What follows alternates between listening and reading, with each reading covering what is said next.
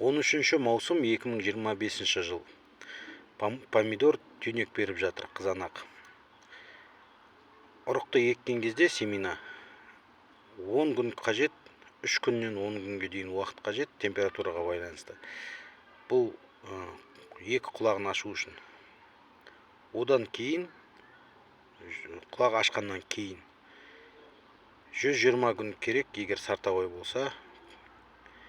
Оның бірінші түйнек бергені, піскені 120 күнде түйнек беріп піседі. Біріншісі. Толық өнімін беріп болу үшін тағы да қосымша 30-40 күн уақыт қажет. Сол кезде 130 күнге 30 күн қоссақ 160, 170, кейде 180 күн уақыт қажет. 180 күн деген 6 ай. 6 ай уақыт қажет помидор пісуге. Сартабой болса. F1 ГМО емес. Бұлардың тағы да маңыздысы температура.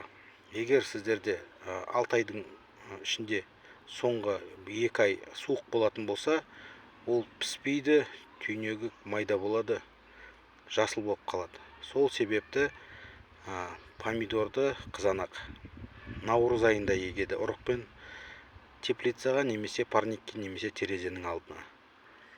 Содан кейін далада плюс 15 градус болған кезде, тұрақты 10 күн, сол кезде далаға көшетті көшіруге болады. Содан кейін ол жақсы піседі, уақытылы піседі. Сіз керемет помидор тересіздер. 8708 171 9378. Дән ұрық семена сатамын.